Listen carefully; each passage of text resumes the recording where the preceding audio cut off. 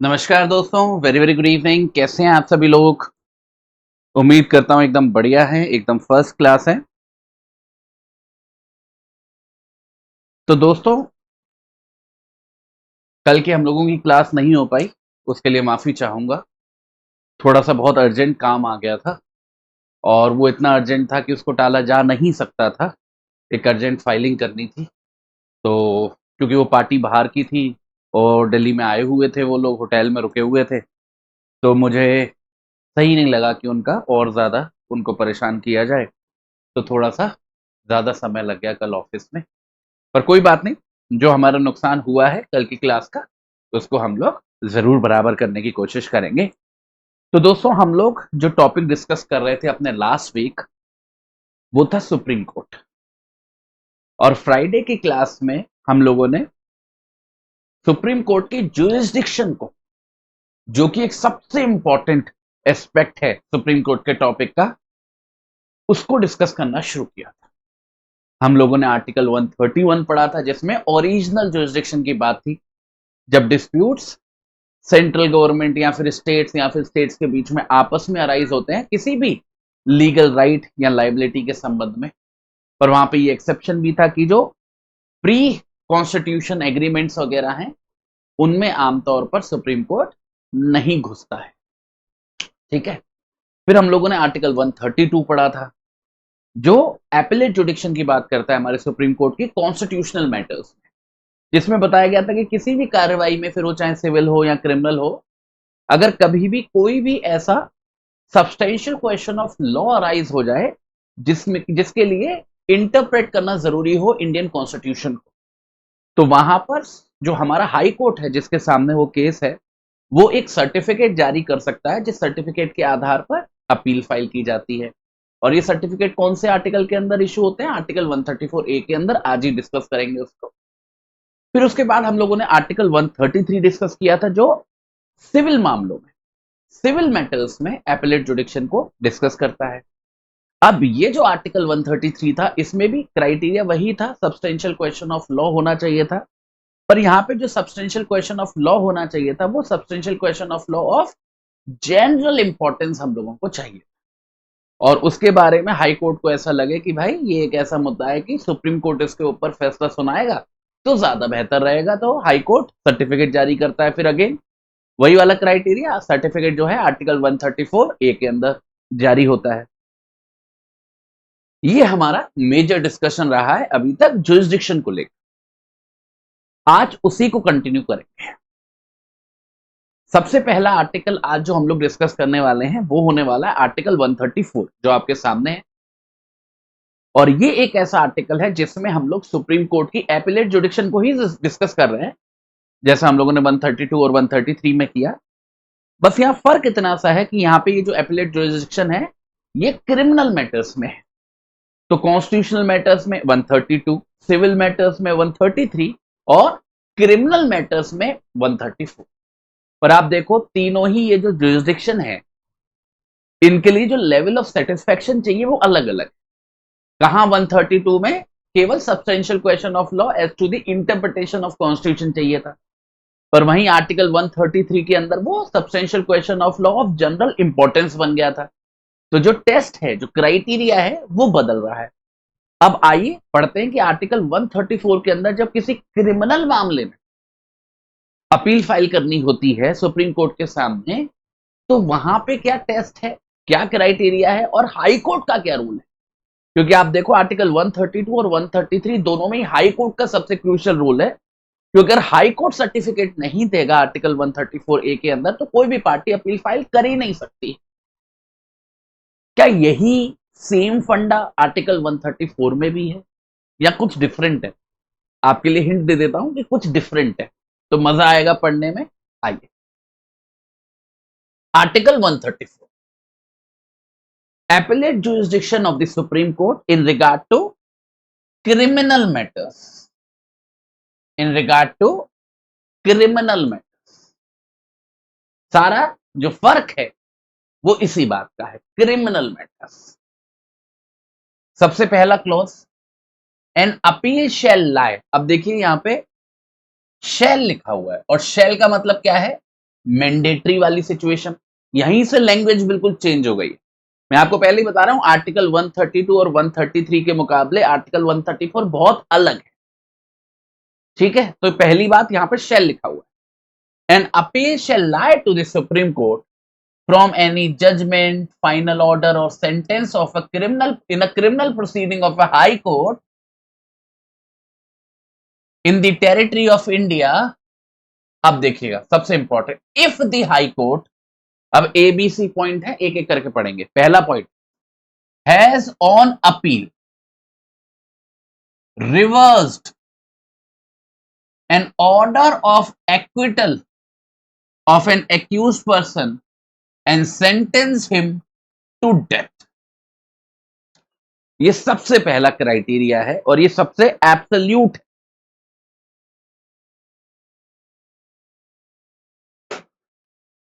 ये कहता है कि मान लीजिए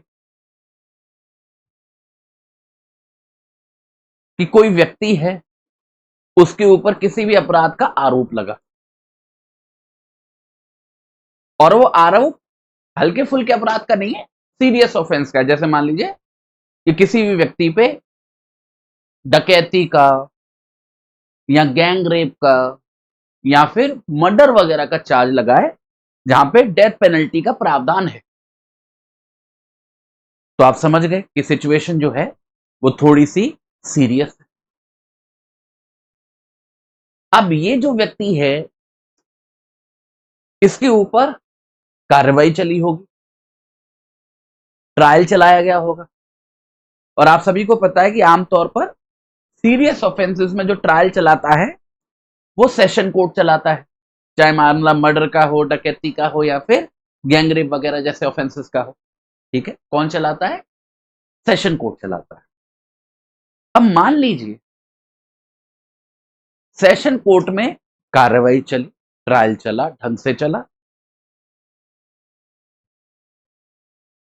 और उस पूरे ट्रायल में सेशन कोर्ट इस नतीजे पर पहुंचा कि वो जो एक्यूज पर्सन है, जिसके ऊपर आरोप लगा है ऐसे संगीन अपराध का, उसने वो अपराध नहीं किया है।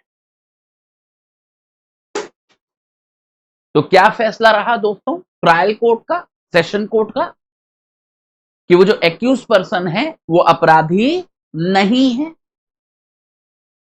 और जब भी हम बीएनएसएस के अंदर ये कहते हैं कि कोई भी आरोपी अपराधी नहीं है, तो कोर्ट क्या ऑर्डर जारी करता है उस व्यक्ति के बारे में? Order of acquittal. एक्विटल मतलब एक ऐसे व्यक्ति को ट्रायल चलाकर छोड़ देना जिसका अपराध साबित नहीं हो पाया है। तो क्या होगा? उस एक्यूज पर्सन का एक्विटल हो गया। अब दोस्तों हमारे बीएनएसएस में ऐसा साफ साफ लिखा है कि अगर कभी भी किसी भी ट्रायल में किसी भी एक्यूज पर्सन का एक्विटल हो जाए, तो जो अपोजिट पार्टी है, मतलब जो स्टेट है या फिर जो विक्टिम है, उस अपराध का जो विक्टिम है, वो अपील फाइल कर सकते हैं। उनके पास अधिकार होता है अपील फाइल करने का। और सेशन कोर्ट के फैसले के खिलाफ अपील कहां फाइल होती है? हाई कोर्ट में फाइल होती है। अब मान लीजिए कि उस व्यक्ति का एक्विटल हो गया, पर उस एक्विटल से स्टेट या फिर विक्टिम खुश नहीं थे, जिस कारण से उन्होंने हाई कोर्ट के सामने अपील दाखिल कर दी। और अपील का आधार क्या? वही कि ट्रायल कोर्ट का फैसला गलत है, इसका कन्विक्शन होना चाहिए, एक्विटल नहीं होना चाहिए। तो मामला पहुंच गया हाई कोर्ट। ठीक है, अब हाई कोर्ट में अपील की कार्रवाई चली, सारी पार्टीज को सुनाया गया। अब यहां पे समझने वाली बात यह है कि जब अपील हाई कोर्ट के सामने पहुंची, तो हाई कोर्ट को ऐसा विश्वास होने लग गया दोस्तों कि ट्रायल कोर्ट का जो फैसला है वो गलत है, सेशन कोर्ट का जो फैसला है वो गलत है, ये जो एक्यूज का एक्विटल हुआ है ये नहीं होना चाहिए था, इसका कन्विक्शन होना चाहिए था। कन्विक्शन का मतलब होता है कि इसको सजा मिलनी चाहिए। और हाई कोर्ट मन बनाता है कि मैं सेशन कोर्ट के फैसले को बदलूंगा और उसके बदले इसको कन्विक्ट करूंगा, एक्विटल को हटाऊंगा, कन्विक्शन करूंगा।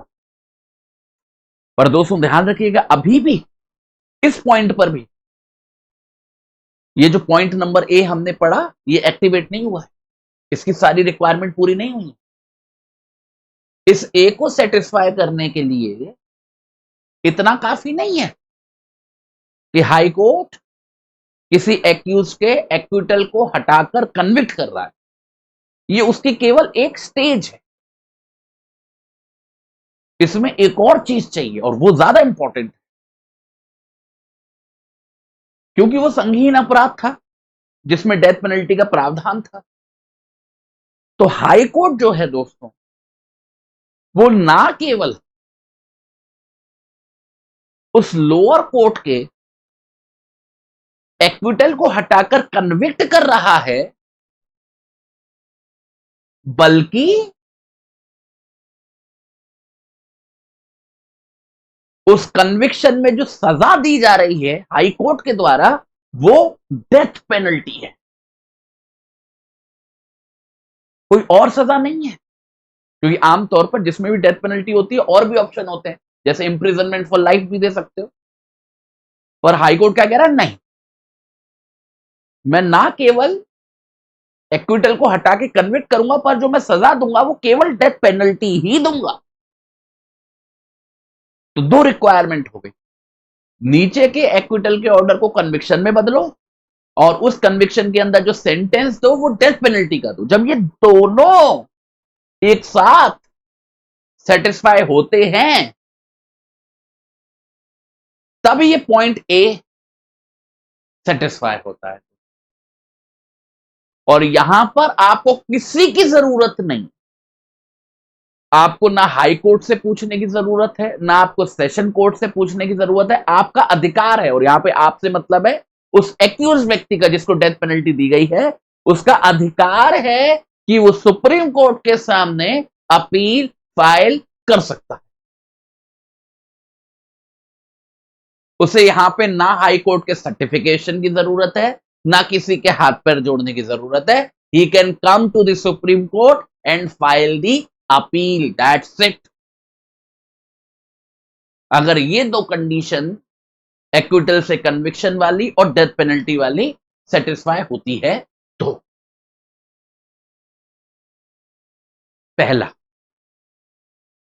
दूसरा,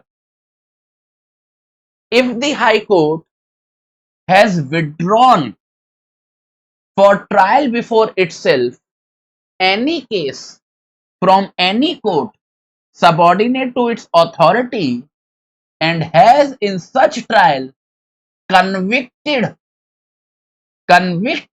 the accused person and sentenced him to death। अब ये जो पॉइंट बी है, इसको समझना आप लोगों के लिए बहुत आसान है, क्योंकि ये 90% पॉइंट ए में ए वाली बात ही कहता है। अब जरा याद करो पॉइंट ए में क्या था, कि लोअर कोर्ट में जो हमारे एग्जाम्पल में सेशन कोर्ट था, उसने पूरा ट्रायल चलाया था, पूरा ट्रायल चला था सेशन कोर्ट के सामने, और फिर सेशन कोर्ट ने फैसला सुनाया था कि मैं एक्विट करूंगा। और तब जाके स्टेट या विक्टिम ने अपील फाइल करी थी हाई कोर्ट के सामने, जहां पर उस एक्विटल को बदल के कन्विक्शन किया गया था और डेथ पेनल्टी दी गई थी। इंपॉर्टेंट क्या है कि उस लोअर कोर्ट ने ट्रायल को पूरा किया था और उसके फैसले के खिलाफ अपील फाइल की गई थी हाई कोर्ट। सही कह रहा हूं? पर बी में ऐसा नहीं। बी में वो जो ट्रायल कोर्ट है, वो अपनी कार्रवाई को पूरा नहीं कर पाया, और क्योंकि वो अपनी कार्रवाई को पूरा कर ही नहीं पाया, तो एक्विटल और कन्विक्शन की तो बात आती ही नहीं है, क्योंकि वो तो ट्रायल तभी हो पाता ना जब ट्रायल पूरा हो पाता, तभी तो फैसला सुनाते। यहां पे तो ट्रायल पूरा ही नहीं हो पाया। यहां पे हुआ क्या कि कोई अपराधी था, उसके ऊपर आरोप लगा था, जिसके बारे में ट्रायल चल रहा था, सेशन कोर्ट के सामने चल रहा था। और उस ट्रायल के चलते चलते ही किसी भी कारण से हाई कोर्ट ने क्या किया कि उस केस की फाइल को अपने पास मंगवा लिया।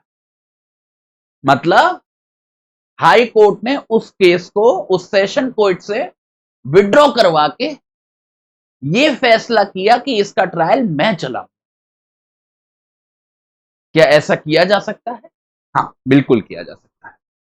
हमारे बीएनएसएस के अंदर हाई कोर्ट के पास ये पूरी पावर है कि अगर कभी भी उसे ऐसा लगे in the interest of justice कि उसके अधीन आने वाला कोई भी कोर्ट, मतलब उसका कोई भी सबऑर्डिनेट कोर्ट किसी भी कार्रवाई को सही से नहीं चला पा रहा है या और कोई कारण है, तो वो किसी भी केस को अपने किसी भी सबऑर्डिनेट कोर्ट से विड्रॉ कर सकता है और उसकी कार्रवाई खुद चला सकता है। ये कोई अपील नहीं है पहले वाले पॉइंट की तरह, ए की तरह। यह है विड्रॉल का मामला।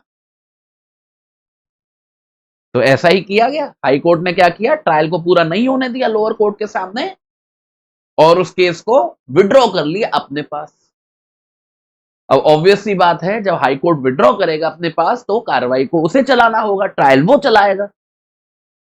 और हाई कोर्ट ने एग्जैक्टली वैसा ही किया कि हाई कोर्ट ने ट्रायल चलाया उस केस के मामले में उस एक्यूज व्यक्ति के खिलाफ। पर दोस्तों हुआ क्या कि उस ट्रायल के अंदर हाई कोर्ट इस नतीजे पे पहुंचा कि वो जो आरोपी व्यक्ति है उसने अपराध किया है, जिसके लिए उसका कन्विक्शन भी होना चाहिए, और केवल कन्विक्शन ही नहीं, क्योंकि ये खतरनाक वाला अपराध है जिसमें डेथ पेनल्टी की पॉसिबिलिटी है। तो हाई कोर्ट इस नतीजे पे भी पहुंचा है कि हम कन्विक्ट करके इसको जो सेंटेंस देंगे वो डेथ पेनल्टी का देंगे। तो बी पॉइंट के अंदर दो रिक्वायरमेंट्स हो गई। पहला, हाई कोर्ट के द्वारा किसी भी सबऑर्डिनेट कोर्ट से केस को विड्रॉ किया जाना, और दूसरे नंबर पर उस केस में इसको विड्रॉ करके किसी व्यक्ति को कन्विक्ट करना और उसे डेथ पेनल्टी देना। तो जैसे ए पॉइंट में अपील है और अपील के बाद कन्विक्शन प्लस डेथ पेनल्टी है, पॉइंट बी में विड्रॉल है और विड्रॉल के बाद कन्विक्शन प्लस डेथ पेनल्टी। ये फर्क है दोनों पॉइंट्स में, और दोनों ही इंडिपेंडेंट ग्राउंड्स हैं। जैसे ए में था वैसे बी में भी किसी के हाथ पैर जोड़ने की जरूरत नहीं है, ना हाई कोर्ट के सर्टिफिकेट की जरूरत। आपका हक है, आपका अधिकार है, और यहां पे आपसे मतलब एक्यूज का, कि आप अपील फाइल कर सकते हैं। ठीक है, ये दो हो गए एब्सोल्यूट ग्राउंड। यहां पे आप देखो हाई कोर्ट का कोई रोल नहीं। अब आते हैं तीसरे ग्राउंड पे जो बिल्कुल अलग है। If the high court certifies, अब ये आपको बहुत सिमिलर लगेगा 133 से 132 से। If the high court certifies under article 134A, कोई भी सर्टिफिकेट की बात होगी ना, चाहे 132 में हो, 33 में हो, 34 में हो, हमेशा रेफरेंस आर्टिकल 134A का ही आएगा, अगला ही आर्टिकल है। Certifies under article 134A। अब देखिएगा यहां पे स्टैंडर्ड क्या है, the case is a fit one. अब देखिए भाषा कितनी जेनरिक है, case is a fit one for appeal to the supreme Court. अब देखिए आर्टिकल 134 ने क्या किया है, आप समझिए। आर्टिकल 134 ने दो तो एब्सोल्यूट ग्राउंड बता दिए, जहां पे सर्टिफिकेट वगैरह किसी की जरूरत नहीं, कि भाई अपील में डेथ पेनल्टी दे दी या फिर विड्रॉ करके डेथ पेनल्टी दे दी, उनको तो रख दो साइड में। अब ये जो दोनों ही पॉइंट्स हैं जो एब्सोल्यूट वाले हैं, अब देखा जाए आपको कितने लिमिटेड हैं भाई। आजकल कहां ही किसी को डेथ पेनल्टी होती है। सेशन कोर्ट तो फिर भी डेथ पेनल्टी देते, हाई कोर्ट तो पता नहीं, मुझे याद भी नहीं कि डेथ पेनल्टी कब वो अफर्म करता है या कब वो खुद से देता है। बहुत मुश्किल हो गया है। तो ये तो बहुत ही एक्सेप्शनल हो गई। मुझे लगता है हजारों या दसियों हजारों केसेस में से कोई एक आध होगा जो इनके क्राइटेरिया को सेटिस्फाई कर पाएगा और सुप्रीम कोर्ट के सामने अपील जा पाएगी। अगर हम केवल इन्हीं पे स्टिक करेंगे तो सुप्रीम कोर्ट का जो जुरिस्डिक्शन है क्रिमिनल मैटर्स में वो तो बहुत ही लिमिटेड हो जाएगा, जो कि ठीक बात नहीं है। इसलिए बेटा इस पॉइंट सी को बनाया और इसमें बोला गया है कि चाहे किसी भी प्रकार का कोई केस हो, चाहे उसकी कोई भी सर्कमस्टांसेस हो, चाहे वो अपराध हो सकता है मर्डर का हो, रेप का हो, या छोटा मोटा चोरी का हो, किडनैपिंग का हो, मारा पीटी का भी क्यों ना हो,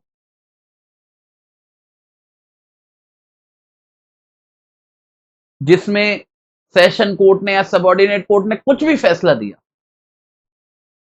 या फिर अपील के अंदर हाई कोर्ट ने उसके ऊपर कुछ भी फैसला दिया, फर्क नहीं पड़ता, खुला मैदान है। इसी पॉइंट में हमको पता चाहिए कि किसी भी क्रिमिनल प्रोसीडिंग्स में हाई कोर्ट को ऐसा लगे कि भाई ये एक ऐसा केस है जो फिट है। अब यहां पे फिट को डिफाइन करना बड़ा मुश्किल है कि ये एक फिट केस है कि इसको सुप्रीम कोर्ट तक पहुंचना चाहिए। और ये बड़ी चौंकाने वाली बात है, ऐसी भाषा क्यों इस्तेमाल की गई।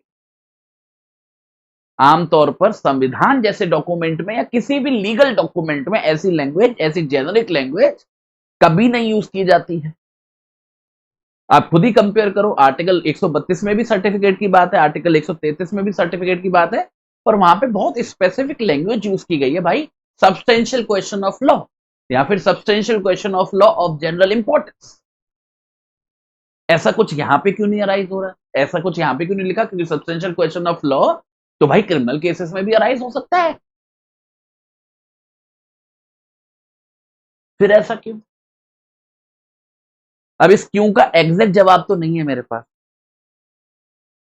पर फिर भी जितना मैं समझ पा रहा हूं कहीं ना कहीं इंटेंशन ये रही है कि हमने इस पॉइंट को इतना ब्रॉड बना दिया है और जिम्मेदारी पूरी तरीके से हाई कोर्ट पे छोड़ दी कि चाहे सब्सटेंशियल क्वेश्चन ऑफ लॉ हो ना हो, अगर किसी भी कारण से whatever reason High Court को ऐसा लगे कि यह मामला सुप्रीम कोर्ट तक पहुंचना चाहिए तो वो सर्टिफिकेट दे सकता है। मतलब हाई कोर्ट के हाथ बिल्कुल भी हमने बांधे ही नहीं है क्रिमिनल मैटर। सिविल में बांधे हैं कि भाई substantial question of law of general importance नहीं होगा तो हाई कोर्ट सर्टिफिकेट दे ही नहीं सकता, 132 में भी बांधे हैं, यहां नहीं बांधे। यहां हाई कोर्ट को अगर फिट लग रहा है तो फिट है, तो वो सर्टिफिकेट दे सकता है, सुप्रीम कोर्ट में अपील फाइल की जा सकती है।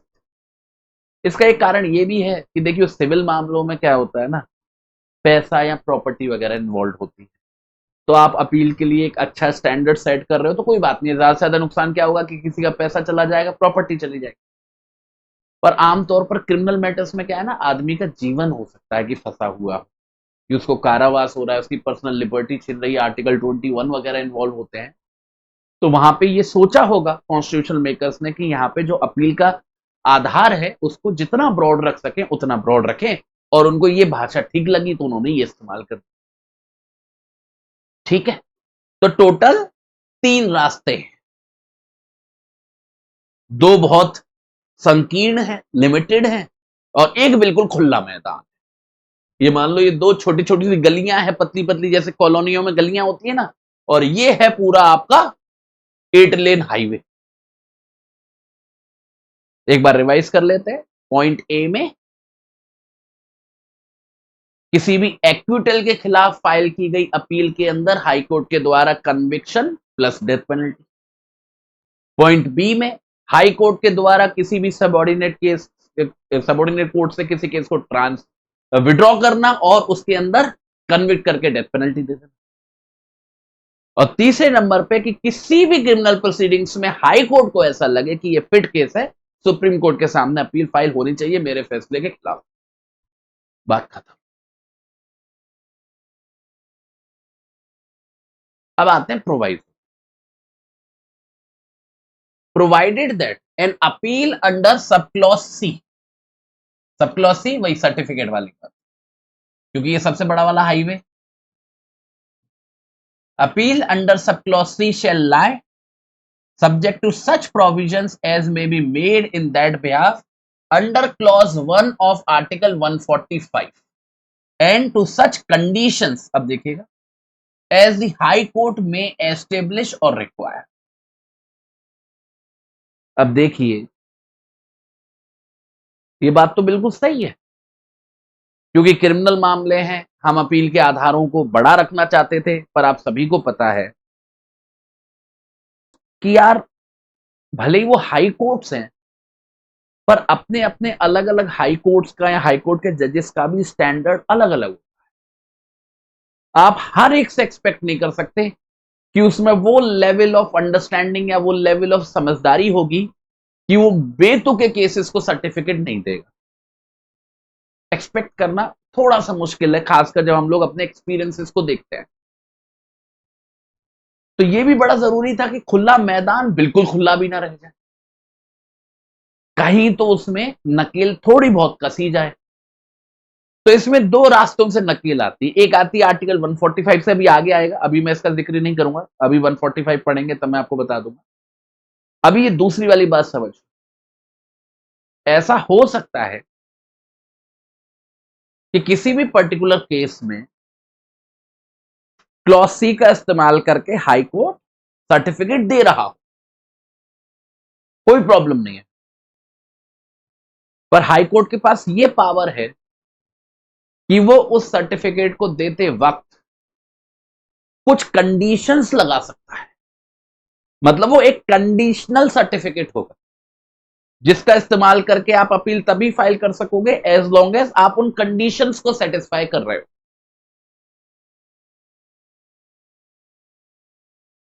ये कंडीशंस की बात अगर आपको याद हो, ना 132 में लिखी है ना 133 में लिखी है, क्योंकि जिक्र तो वहां पे भी सर्टिफिकेट का है। ये पहली बार आई है 134 के अंदर, क्योंकि 132 133 में तो इतना खुला मैदान था भी नहीं, तो वहां पे जरूरत भी नहीं थी इतनी। यहां पे क्योंकि खुला मैदान है तो यहां पे जरूरत थी। अब सवाल ये होता है ये कंडीशंस कैसी हो सकती है? लॉजिकल है, ये कंडीशंस कहीं ना कहीं अपील फाइल करने के बारे में ही होगी। ऐसा हो सकता है कि किसी केस में हाई कोर्ट सर्टिफिकेट तो दे रहा है, पर वो कह रहा है कि अपील फाइल हो सकती है पर केवल इस ग्राउंड पे होगी, जो ग्राउंड हो सकता है केवल लॉ से जुड़ा हो सकता है कि मानो किसी केस में कई 4-5 मुद्दे हैं, वैसे तो अपील जब फाइल की जाती है उनमें से किसी भी मुद्दे के आधार पर हो सकती है, सबके आधार पर हो सकती है, पर मानो हाईकोर्ट कहे कि ये बाकी के 3-4 मुद्दे खराब हैं, ये एक मुद्दा है जिसको मैं चाहता हूं कि सुप्रीम कोर्ट तक पहुंचे, अगर पहुंचना है इसको तो अगर आप अपील फाइल कर सकोगे तो केवल इस पर्टिकुलर इशू पे कर सकोगे, बाकी के इश्यूज पे नहीं। तो ये एक एग्जाम्पल है कि किस तरीके की किस प्रकार की कंडीशंस देखने को मिल सकती हैं जो हाईकोर्ट लगा सकता है। ठीक है, पर ये चॉइस है हाईकोर्ट की, जरूरी नहीं कि वो कंडीशंस लगा ही लगा, it is up to them. अगर उन्हें जरूरी लग रहा है तो लगाएंगे, नहीं लग रहा नहीं लगाएंगे, कोई प्रॉब्लम की बात नहीं। तो ये हो गई कंडीशंस की बात। अब आर्टिकल 134 का आखिरी जो क्लॉज है, क्लॉज 2, इसको पढ़ते हैं। ये पार्लियामेंट की बात करते हैं।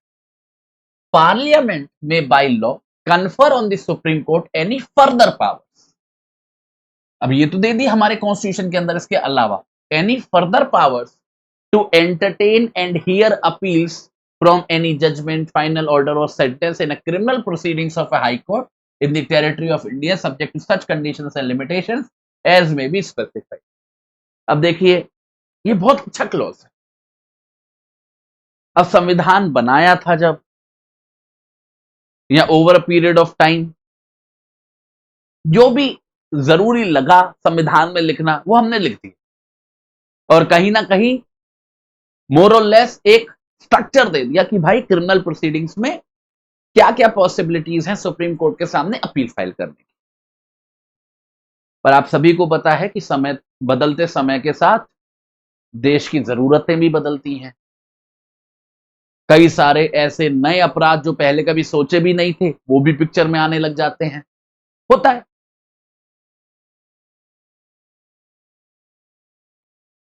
तो इस सिचुएशन को हैंडल करने के लिए क्लॉज 2 कहता है कि पार्लियामेंट अगर चाहे तो पार्लियामेंट के पास पूरी पावर है कि वो कभी भी किसी भी समय पर कानून बनाकर हमारे सुप्रीम कोर्ट को क्रिमिनल मैटर्स के संबंध में और पावर्स दे सकता है, उनका जुरिस्डिक्शन का एरिया और ज्यादा बढ़ा सकता है, उसमें कोई समस्या की बात। तो मानो कल को कोई नया क्रिमिनल कोड बना जिसमें कुछ स्पेसिफिक एआई से रिलेटेड अपराध हैं, जैसे इंफॉर्मेशन टेक्नोलॉजी एक्ट तो आएगी मानो, और उससे भी एडवांस, क्योंकि बनाना पड़ेगा।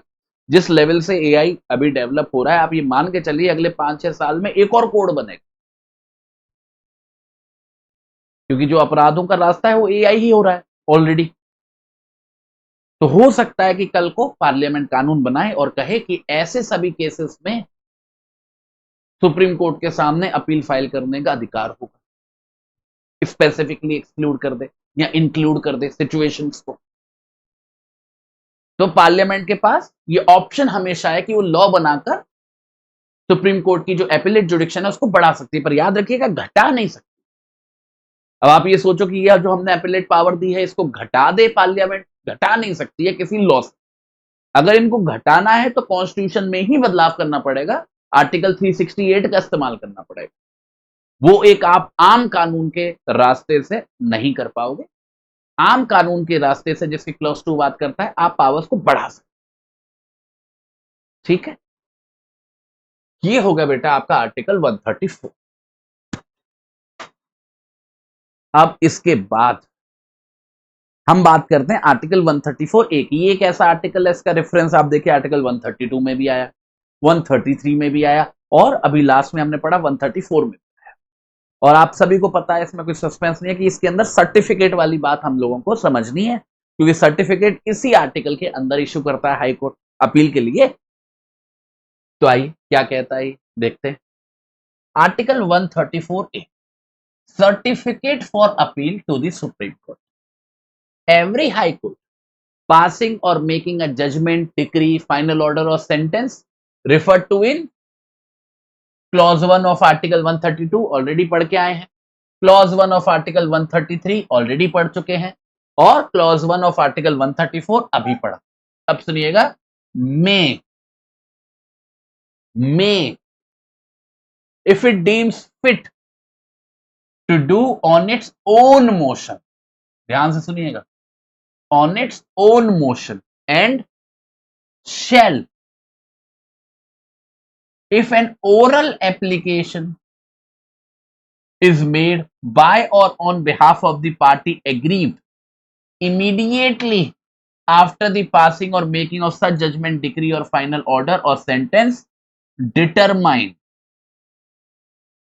as soon as may be after such passing or making, the question whether a certificate of the nature referred to in article 132, 133 or 134 may be given in respect of that.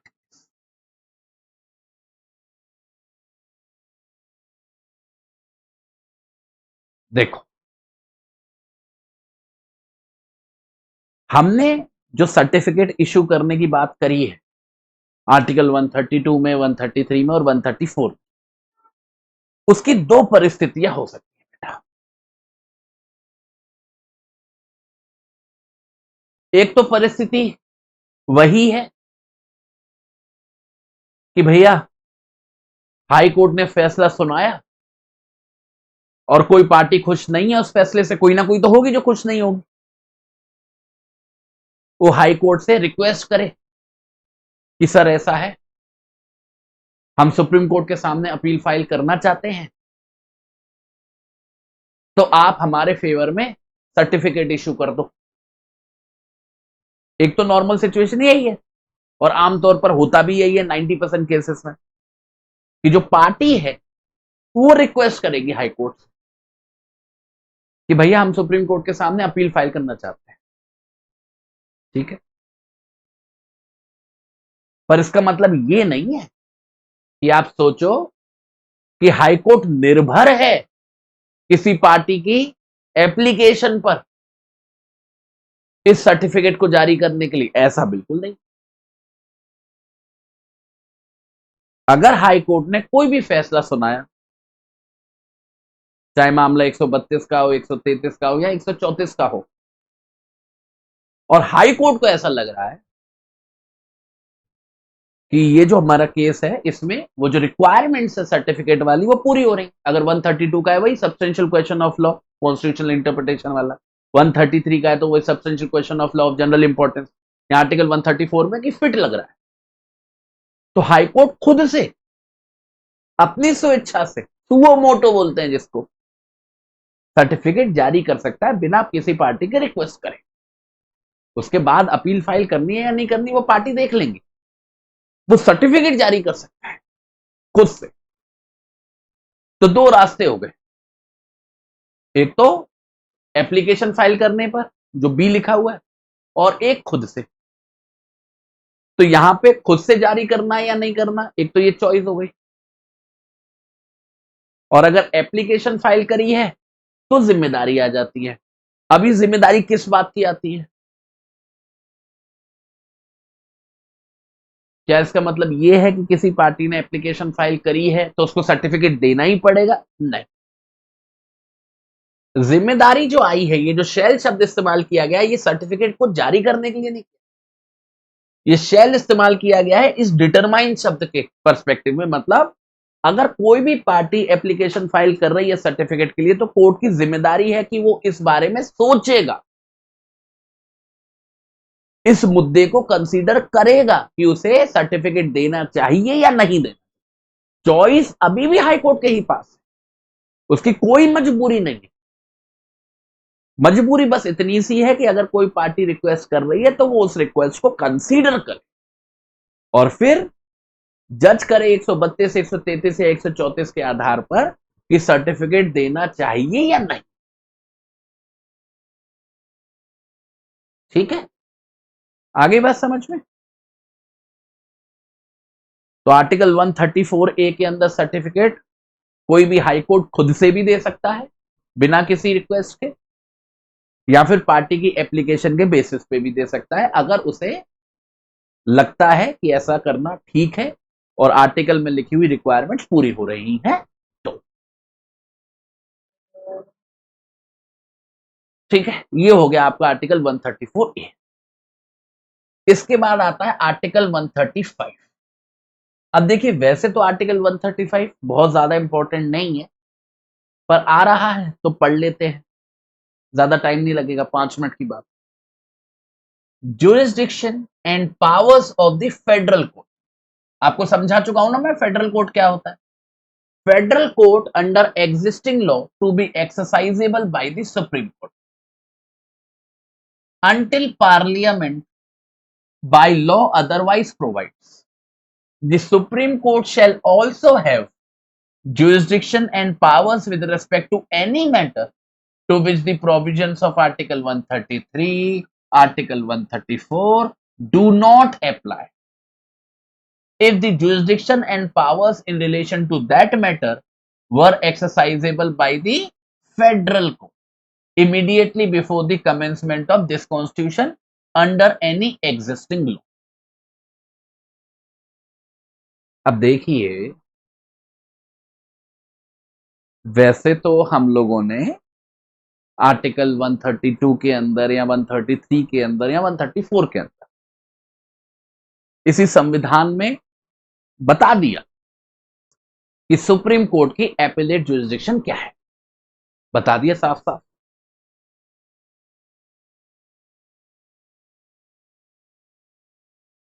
पर बात केवल यहां पे खत्म नहीं। Article 135 कहता है कि मान लीजिए सपोज करिए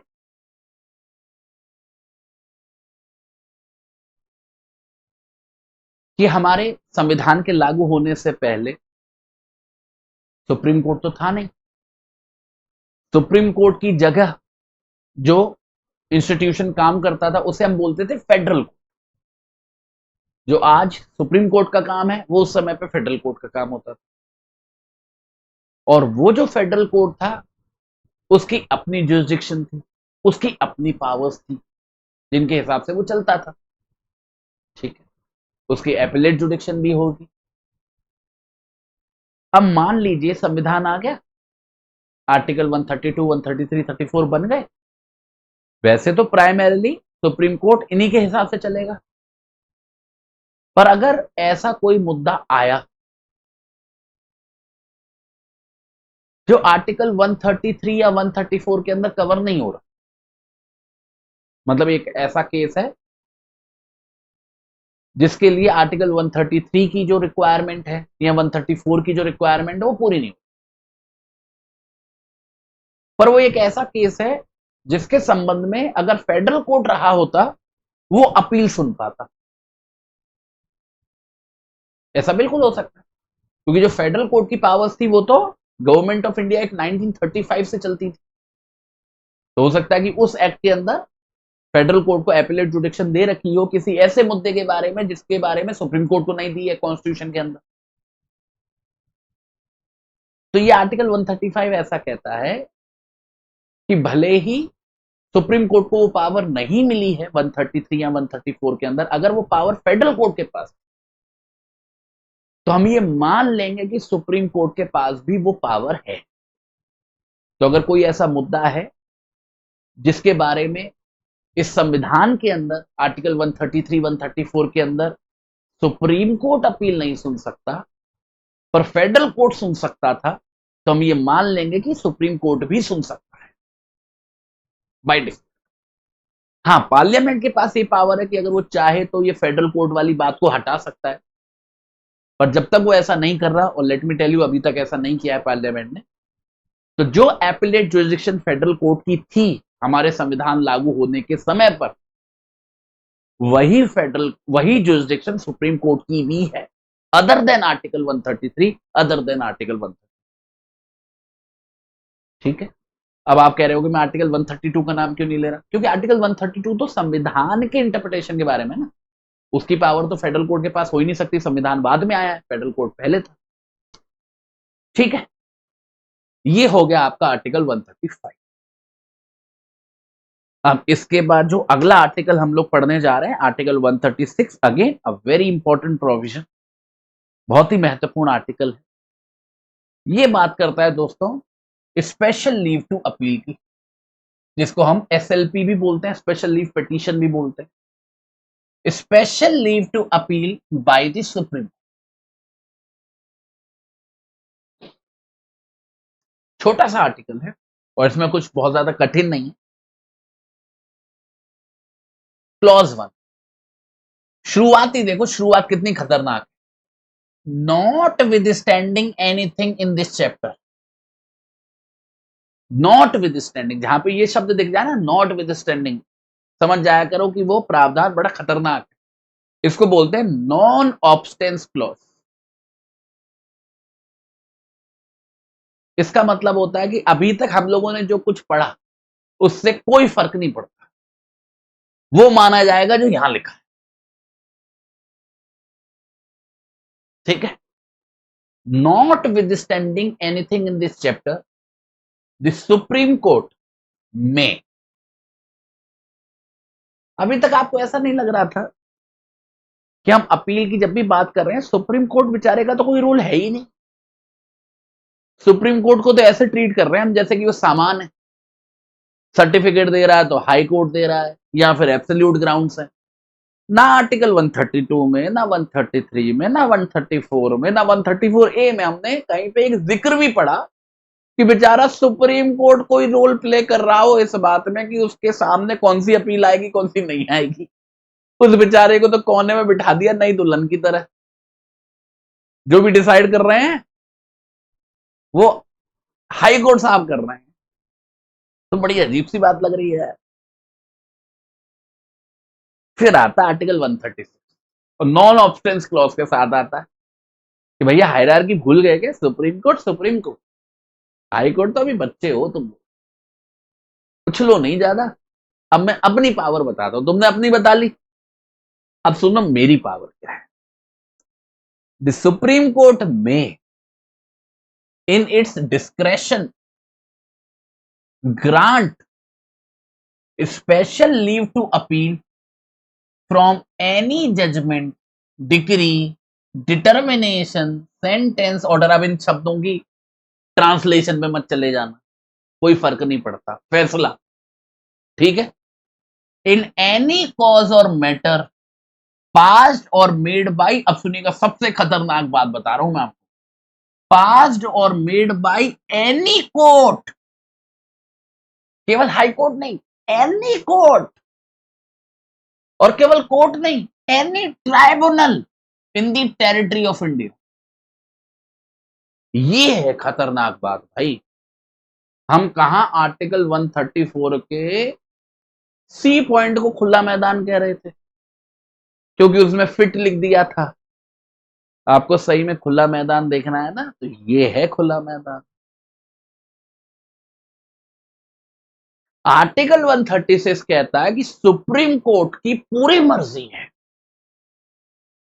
सुप्रीम कोर्ट अपनी इच्छा से हमारे देश की क्षेत्रफल में, हमारे देश की जो टेरिटरी है, कश्मीर से लेके कन्याकुमारी, गुजरात से लेके नॉर्थ ईस्ट, हमारे देश की टेरिटरी में काम कर रहे किसी भी कोर्ट, किसी भी ट्राइब्यूनल के किसी भी फैसले के खिलाफ अपील सुन सकता है। उसे ना हाई कोर्ट से पूछना है, ना हाई कोर्ट का सर्टिफिकेट चाहिए, कुछ नहीं चाहिए। अगर सुप्रीम कोर्ट को लगता है कि कोई भी केस, कोई भी मामला, कोई भी मुद्दा जो हमारे देश के किसी भी कोर्ट या किसी भी ट्राइब्यूनल के सामने चल रहा है, जिसके ऊपर वो कोर्ट या ट्राइब्यूनल फैसला दिया है, मैं उसके खिलाफ अपील सुनूंगा। तो किसी में भी ताकत नहीं है, ना आर्टिकल 132 में, ना 3 में, ना 4 में, ना 4A में, कि वो सुप्रीम कोर्ट को ऐसा करने से रोक सके। खुली छूट।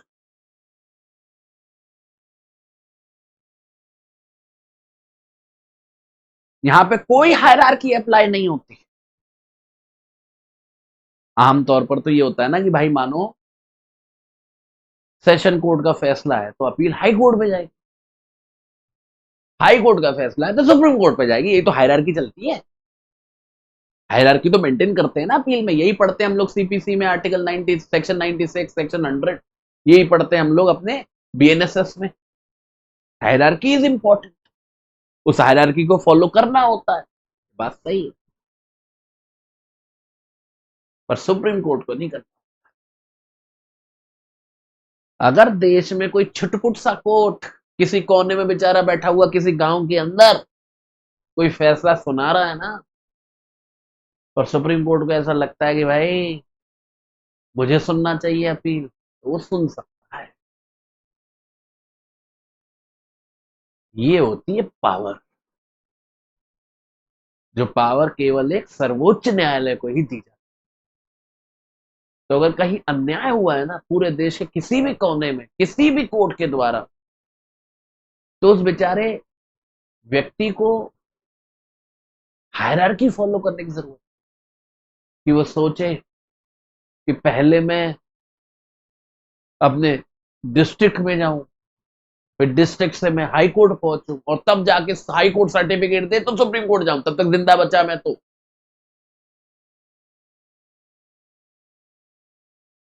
वो सीधे सुप्रीम कोर्ट आ सकता।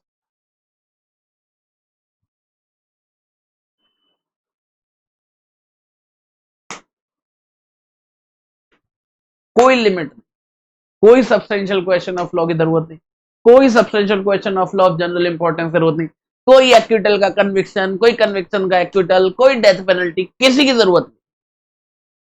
हाई कोर्ट अपनी इच्छा से, हाई कोर्ट अपनी इच्छा से, बात खत्म। फिर आता है क्लॉज 2, और क्लॉज 2 एक छोटी सी रेस्ट्रिक्शन, बहुत छोटी सी, ये मानो कि एक खुले मैदान से एक छोटा सा प्लॉट काट दिया हो। क्या कहता है clause 2? Nothing in clause 1 shall apply to any judgment, determination, sentence or order passed or made by any court or tribunal constituted by or under any law relating to armed force. Armed मतलब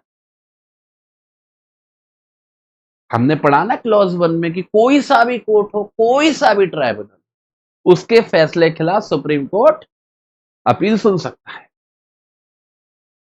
पर ये बात उन tribunals पे या उन courts पे apply नहीं होगी जो ट्राइब्यूनल या कोर्ट्स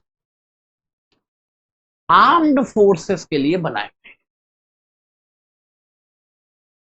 जैसे हमारा आर्मी एक्ट है, हमारा नेवी एक्ट, हमारा एयरफोर्स एक्ट है। ये सारे ऐसे एक्ट्स हैं जो अपनी एक अलग व्यवस्था बनाते हैं, कानूनी व्यवस्था, कि कोई आर्मी का ऑफिसर, नेवी का ऑफिसर या फिर एयरफोर्स का ऑफिसर कोई अपराध करे, कोई बदमाशी करे, कोई गलती करे, तो उसके लिए उनकी अपनी व्यवस्था है। उसी व्यवस्था के अंदर अपील वगैरह के भी प्रावधान है, उसको डिस्टर्ब नहीं किया गया है। मतलब अगर आर्मी एक्ट के तहत किसी भी ट्राइब्यूनल ने कोई फैसला सुनाया है तो उस फैसले के खिलाफ आर्टिकल 136 का इस्तेमाल नहीं हो सकता।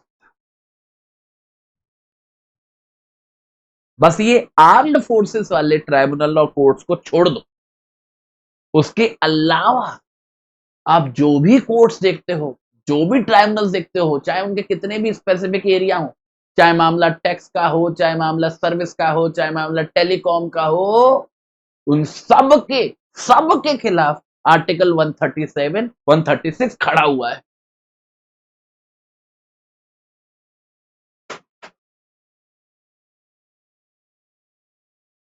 स्पेशल लीव पिटिशन आज सुप्रीम कोर्ट रोता है इसको लेकर, लिटरली रोता है। और गलती उनकी भी, क्योंकि ऑब्वियस सी बात है जब इतनी खुली छूट दोगे तो उसके फायदे हैं, नुकसान भी। नुकसान यह है कि कोई भी एरा गैरा नत्थु गैरा क्लाइंट से पैसा छापने के चक्कर में सुप्रीम कोर्ट के नाम पे पेटिशन फाइल कर देता है, जिसमें वो तो दाम कमा लेता है, पर सुप्रीम कोर्ट के सामने ऐसे केसेस के गट्ठर लग जाते हैं जिनमें कुछ है ही नहीं, कोई तुक ही नहीं। ये मानिए अगर 10,000 SLP फाइल हो रही हैं तो मुश्किल से गिन के 20 या 30 ऐसी होंगी जिन्हें सुना जाना चाहिए, वरना बाकी सब कूड़ा है। और यही कारण है कि बेचारा सुप्रीम कोर्ट इतना फ्रस्ट्रेटेड रहता है और उसने आजकल के समय पे जो अपनी कॉस्ट इंपोज करने की पावर है उसको इतने खतरनाक तरीके से इस्तेमाल करना शुरू कर दिया इसी चीज को रोकने कि आज के समय पे अगर आप जाओगे सुप्रीम कोर्ट और आपकी SLP अगर उनको फ्रिवलस लगी, फ्रिवलस मतलब उसमें कुछ था ही नहीं, बेकार में टाइम बर्बाद करो, बहुत कॉमन सी बात है, मतलब मैं आपको बहुत कॉमन सी बात बता रहा हूं, रोज एवरीडे सीन, 15 मिनट आप खड़े होगे किसी कोर्ट में, आप ये होता हुआ देख लोगे, 1-1 लाख रुपए की कॉस्ट लगाई जाती है और ये नॉर्मल है, वरना 5 लाख, 10 लाख, 20 लाख तक भी पहुंचता है अमाउंट, क्योंकि कोई लिमिट नहीं। जितना केपेबल लगेगी ना पार्टी और जितनी खराब लगेगी पिटीशन उतनी, तो थोड़ा बहुत वकील डरने लग गए हैं बेचारे, कि उन्हें पता है कि इतनी तो मुझे फीस नहीं मिलेगी जितना वहां पे कॉस्ट लग जाएगी। ठीक, तो ये हो गया आपका आर्टिकल 136। इसके ऊपर केस भी पढ़ाऊंगा मैं आपको, जैसे हम लोग ये सुप्रीम कोर्ट का टॉपिक खत्म करेंगे ना, इसके बाद केसेस ही कवर करने हम लोग, एक दिन पूरा केवल केसेस कवर करेंगे, या तो कल होगा या परसों होगा, मुझे लग रहा है कल एक टॉपिक खत्म हो जाएगा तो परसों करेंगे, ठीक है, समझ गए एसएलपी।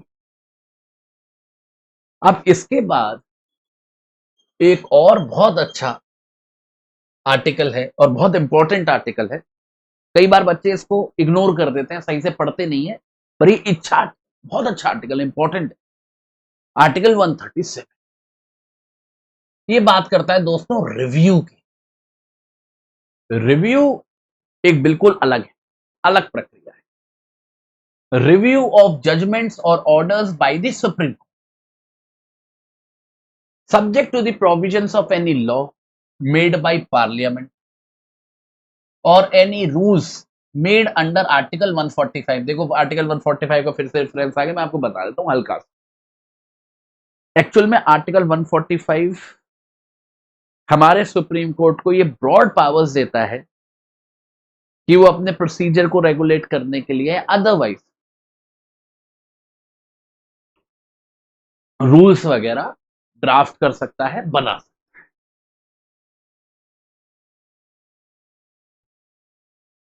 तो सुप्रीम कोर्ट कई बार ऐसे कुछ रूल्स बनाता है जिन रूल्स के थ्रू एसएलपी जैसी पावर या फिर रिव्यू जैसे पावर्स को रेगुलेट किया जाता है, करना ही पड़ता है, मजबूरी है। तो आर्टिकल 145 को देख के कभी घबराना नहीं, अभी पढ़ ही लेंगे हम लोग आर्टिकल, बस हल्का सा ये दिमाग में रख लीजिए कि that is the rule making power of the supreme, ठीक है। तो subject to the provisions of any law made by the parliament और rules made under article 145, the supreme court shall have the power to review any judgment pronounced or order made by judgment pronounced or order made by it। बस खत्म। अब देखिए ये है क्या, इसका मतलब क्या हुआ। देखिए जहां तक बात अपील की है, आर्टिकल 132, 133, 134, 136 हमने जैसा पढ़ा, अपील में क्या होता है कि भाई कि किसी कोर्ट का फैसला है, अब उस कोर्ट के फैसले को आपको सुप्रीम कोर्ट के सामने चैलेंज करना है।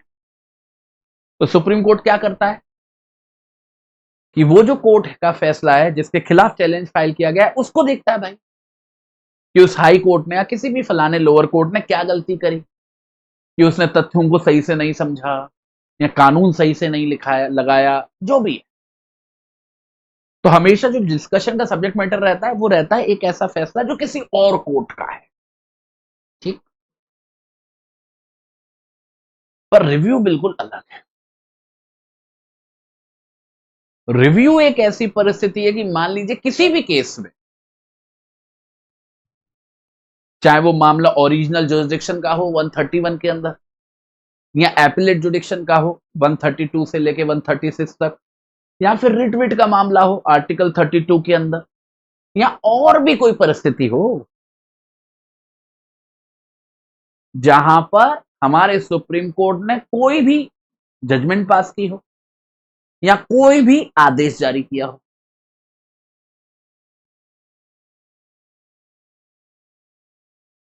अगर सुप्रीम कोर्ट को ऐसा लगता है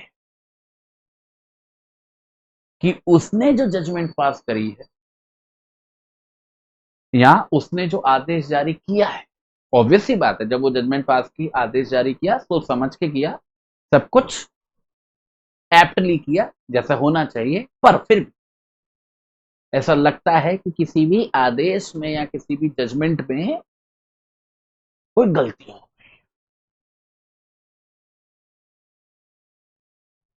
वो गलती हो सकता है किसी कानून की व्याख्या को लेकर हो,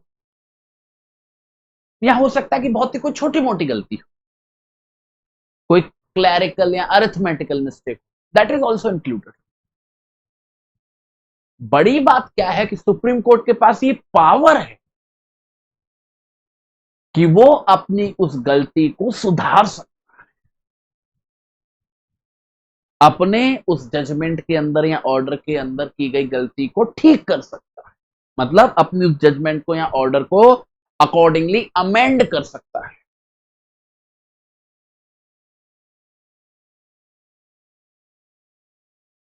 ये बड़ी खतरनाक चीज है दोस्तों,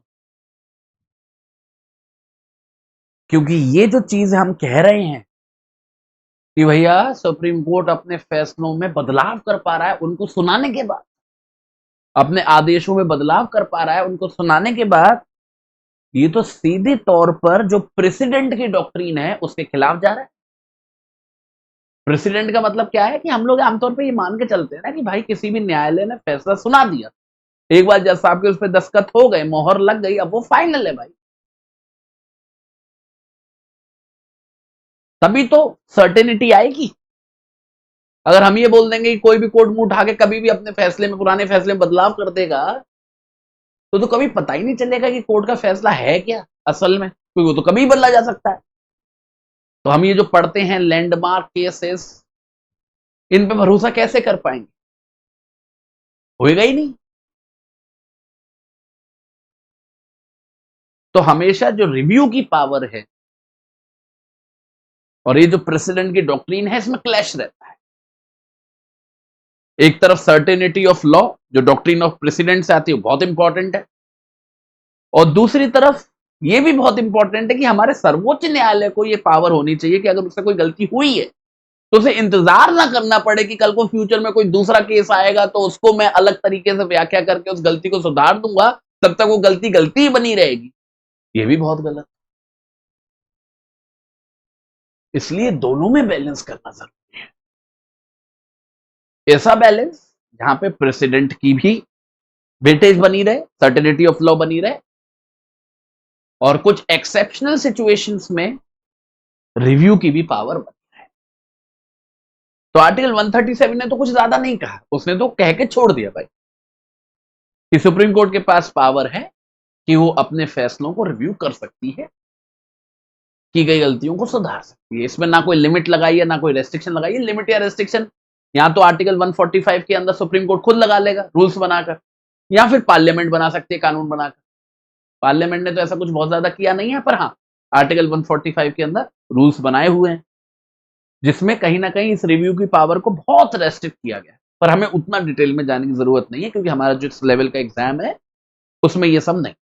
ये सब आपको पता है कब पढ़ना पड़ेगा कि बाई चांस कल को आप सुप्रीम कोर्ट में प्रैक्टिस करोगे और सुप्रीम कोर्ट में एओआर बनना चाहोगे, एडवोकेट्स ऑन रिकॉर्ड बोलते हैं, उसका एक एग्जाम होता है, वहां पे ये सारे रूल्स पूछे जाते हैं।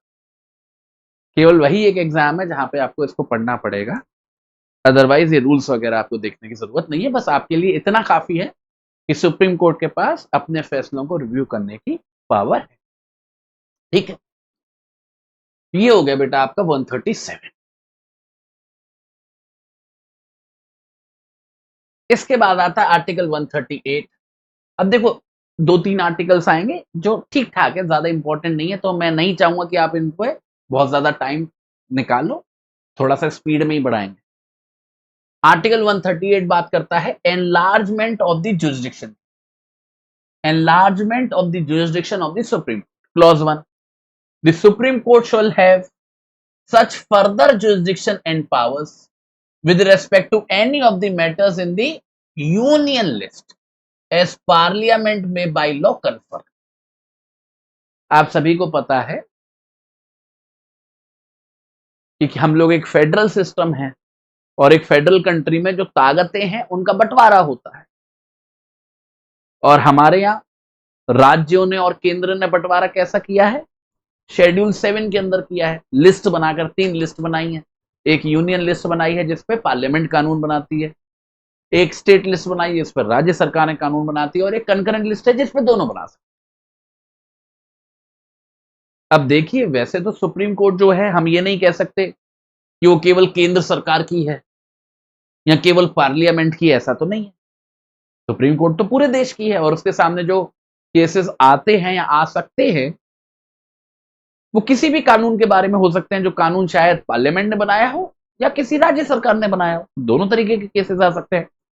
तो वैसे तो सीधे तौर पर सुप्रीम कोर्ट का कोई लेना देना नहीं है इन लिस्टों से कि हम सोचेंगे सुप्रीम कोर्ट ऐसे ही केसेस को देखता है केवल जो यूनियन लिस्ट में लिखे हैं या कर, वो तो कोई भी तरीके के किसी भी कानून के केस को देख सकता है। तो फिर ये क्या कह रहा है आर्टिकल 138, ये यूनियन लिस्ट की बात क्यों कर रहा है? ये बस इतना सा कह रहा है कि पार्लियामेंट के पास ये पावर है कि यूनियन लिस्ट में जो सारे सब्जेक्ट मैटर्स लिखे हैं उनके ऊपर पार्लियामेंट कानून बनाती है। तो पार्लियामेंट अगर चाहे तो उनमें से किसी भी मुद्दे के ऊपर जो यूनियन लिस्ट का पार्ट है सुप्रीम कोर्ट की जुरिस्डिक्शन को बढ़ा सकती है। जैसे मान लीजिए फॉर एग्जांपल पार्लियामेंट कानून बना रही है, पार्लियामेंट कानून बना रही है किसी भी मुद्दे पर जो यूनियन लिस्ट का पार्ट है, मानो एआई से रिलेटेड या फिर किसी इंटरनेशनल सिचुएशन से रिलेटेड कोई कानून बनाया जा रहा है पार्लियामेंट के द्वारा, उसकी पावर है, यूनियन लिस्ट का सब्जेक्ट मैटर है। अब पार्लियामेंट चाहती है कि ये जो कानून है ये स्पेसिफिकली सुप्रीम कोर्ट की देखरेख में इंटरप्रेट किया जाए, वो और किसी कोर्ट को ज्यादा पावर नहीं देना चाहती। तो मानो कुछ उसने ऐसी व्यवस्था बनाई कि हम लोग इस कानून के लिए एक ट्राइब्यूनल बनाएंगे अलग से जो इस कानून से रिलेटेड सारे केसेस को देखेगा, और उस ट्राइब्यूनल के फैसलों के खिलाफ जो अपील जाएगी वो हाई कोर्ट पे नहीं जाएगी या किसी अन्य कोर्ट पे नहीं जाएगी, वो सीधे सुप्रीम कोर्ट पे जाएगी। तो पार्लियामेंट ऐसी कर सकती है। तो पार्लियामेंट ने क्या किया, सुप्रीम कोर्ट को एक नई जुरिस्डिक्शन दे दी किसी एक ऐसे मुद्दे के बारे में जो यूनियन लिस्ट का मैटर है। तो ऐसा किया जा सकता है पार्लियामेंट, ठीक है। फिर आते हैं clause 2, the supreme Court shall have such further jurisdiction and powers with respect to any matter as the Government of India, मतलब केंद्रीय सरकार, और the Government of any state, मतलब राज्य सरकार, में बाय स्पेशल एग्रीमेंट, ये बड़ा इंपॉर्टेंट है, बड़ा इंटरेस्टिंग है, confer if parliament by law provides for the exercise of such jurisdiction and powers by the supreme court। यहां पे भी पार्लियामेंट है। अब देखो ये जो क्लॉज 2 है ना आर्टिकल 138 का, इसको आप रिलेट करो किससे, आर्टिकल 131 से, जिसके अंदर हम लोगों ने ओरिजिनल जुरिस्डिक्शन पढ़ी थी। देखो आर्टिकल 131 में हमने क्या पढ़ा था कि अगर कभी भी कोई भी डिस्प्यूट होगा केंद्र सरकार और राज्य सरकार के बीच में किसी भी लीगल राइट से रिलेटेड, तो वैसे ही ऑटोमेटिकली सुप्रीम कोर्ट का ओरिजिनल जुरिस्डिक्शन आप सीधे सुप्रीम कोर्ट जा सकते हो। और आमतौर पर भाई डिस्प्यूट लीगल राइट से रिलेटेड कब होता है कि भाई कोई संधि हो रखी थी, कोई एग्रीमेंट हो रखा था जिसको कोई पार्टी वायलेट कर रही है, तो वो तो सब कवर हो ही रहे 131। उसके अलावा आर्टिकल 138 का क्लॉज 2 कहता है कि मान लो कि कोई भी राज्य सरकार या सरकारें केंद्र के साथ किसी भी तरीके का कोई भी एग्रीमेंट कर रही है, जो किसी के भी बारे में हो सकता है, पैसे के बारे में हो सकता है, जमीन के बारे में हो सकता है, पानी के बारे में हो सकता है, और उन राज्य सरकारों और केंद्र के बीच में ऐसी सहमति बन रही है कि वो उस एग्रीमेंट से अराइज होने वाले डिस्प्यूट्स को या उससे रिलेटेड किसी भी सब्जेक्ट मैटर को सुप्रीम कोर्ट को देना चाहते हैं, मतलब उसके बारे में जुरिस्डिक्शन सुप्रीम कोर्ट का बनाना चाहते हैं। तो ऐसा किया जा सकता है, कोई प्रॉब्लम की बात। करना क्या होगा, पार्लियामेंट को लॉ बनाना होगा, और पार्लियामेंट लॉ बनाकर बस इतना सा कह दे कि ये फलाना फलाना एग्रीमेंट है जो केंद्र और राज्य सरकारों के बीच में है, इसके बारे में सुप्रीम कोर्ट का स्पेशल जुरिस्डिक्शन होगा, बात। पर यहां पे भी पार्लियामेंट का ही लॉ चाहिए। अब सोचो कि कोई स्टेट गवर्नमेंट केवल कानून बना के सुप्रीम कोर्ट को ये पावर देना चाहे तो नहीं दे सकता, पार्लियामेंट का ही कानून लगेगा। यहां पे भी पार्लियामेंट का कानून लगेगा, यहां पे भी पार्लियामेंट का कानून लगेगा, ठीक है। ये हो गया बेटा आपका आर्टिकल 138। इसके बाद आते हैं आर्टिकल 139 पे। ये भी कुछ बहुत ज्यादा इंपॉर्टेंट नहीं है। ये बात करता है conferment on the supreme Court of powers to issue certain writs. अब देखिए रिट्स की बात हम लोग ऑलरेडी कर चुके हैं, आप सभी को पता है। आर्टिकल 32 हम लोगों ने पढ़ा था जब हम फंडामेंटल राइट्स का टॉपिक पढ़ रहे थे, वही हेबियस कॉर्पस, मंडामस, सर्चरी वगैरह जो हम लोगों ने पढ़ी थी, उसी से जुड़ा हुआ आर्टिकल है। पार्लियामेंट में by law confer on the supreme court power to issue directions, orders or writs, including writs in the nature of habeas corpus, mandamus, prohibition, quo warranto or certiorari, or any of them for any of the purposes, अब सुनिएगा, other than those mentioned in clause 2 of article 32। आपने एक सवाल या एक बात बड़ी सुनी होगी, घिसी पिटी सी बात है, और वो बात यह है कि हाई कोर्ट का जो रिट जुरिस्डिक्शन है, जिसको हम आर्टिकल 226 के अंदर पढ़ते हैं, वो ज्यादा बड़ा है सुप्रीम कोर्ट की रिट जुरिस्डिक्शन से। और उसका कारण आप ये पढ़ते हो कि जो सुप्रीम कोर्ट रिट जारी कर सकता है ना आर्टिकल 132 के अंदर, वो केवल तब कर सकता है जब किसी व्यक्ति का फंडामेंटल राइट वायलेट हुआ। मतलब आर्टिकल 32 के अंदर रिट जारी करने के लिए फंडामेंटल राइट का वायलेट होना जरूरी है। वहीं दूसरी तरफ आर्टिकल 226 की जब हम बात करते हैं, मतलब किसी हाई कोर्ट की रिट जारी करने की पावर की बात करते हैं, तो हाई कोर्ट को यह पावर है कि वो फंडामेंटल राइट्स के वायलेशन में तो रिट जारी ही कर सकता है, उसमें तो कोई प्रॉब्लम की बात ही नहीं है। पर साथ ही साथ हाई कोर्ट के पास ये भी पावर है कि अगर किसी व्यक्ति का कोई और राइट, कोई और लीगल राइट, जो भले ही फंडामेंटल राइट ना हो, अगर वो भी वायलेट हुआ है तो भी वो रिट जारी कर सकता है। ये हम पढ़ते हैं, घिसी पिटी सी बात है। पर दोस्तों एक बात समझना, ये जो सिचुएशन है ये कोई परमानेंट सिचुएशन नहीं है कि हमेशा ऐसा ही रहेगा कि सुप्रीम कोर्ट की रिट पावर लिमिटेड रहेगी और हाई कोर्ट की ब्रॉड रहेगी। सब कुछ पार्लियामेंट के ऊपर निर्भर करता है, क्योंकि आर्टिकल 139 दोस्तों ये कहता है कि पार्लियामेंट अगर चाहे तो, पार्लियामेंट अगर चाहे तो सुप्रीम कोर्ट को रिट्स जारी करने की, ऑर्डर जारी करने की पावर दे सकता है।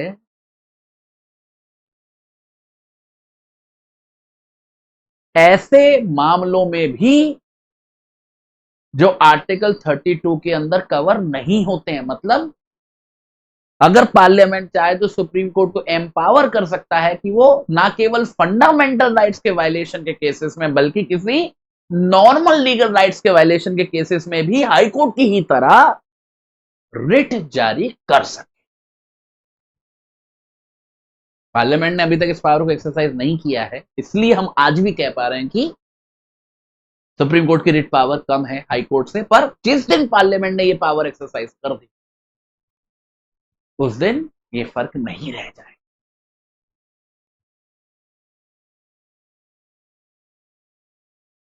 इसके बाद आता है दोस्तों आर्टिकल 139A। ये थोड़ा सा इंपॉर्टेंट है क्योंकि इसके अंदर हम लोग ट्रांसफर की बात करते हैं। देखो ट्रांसफर भी एक बहुत इंपॉर्टेंट मुद्दा है, उसको भी समझना जरूरी है। आइए क्या कहता है आर्टिकल 139A, फटाफट से देखते हैं। थोड़ा सा लेंथी है पर घबराना नहीं है, आसान है समझने में।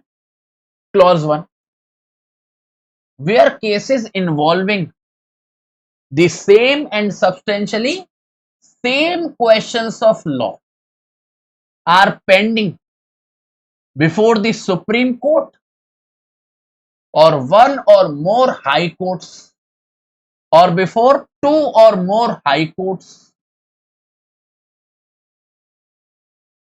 and the Supreme Court is satisfied on its own motion or on an application by the Attorney General of India, हम पढ़ चुके हैं ना Attorney General, or by a party to any such case, that such questions are अब देखिए यहां पे criteria क्या है, substantial questions of law of general importance, वही क्राइटेरिया जो हमने आर्टिकल 133 में पढ़ा, substantial question of general importance the supreme court में विड्रॉ,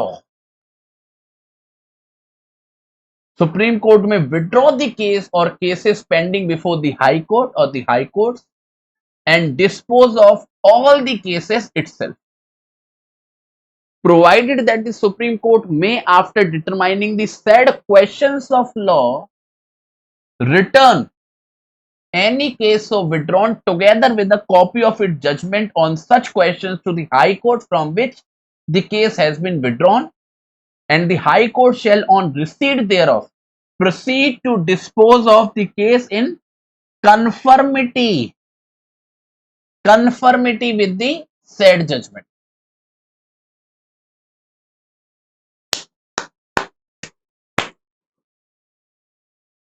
क्या कहा जा रहा है? देखिए दोस्त,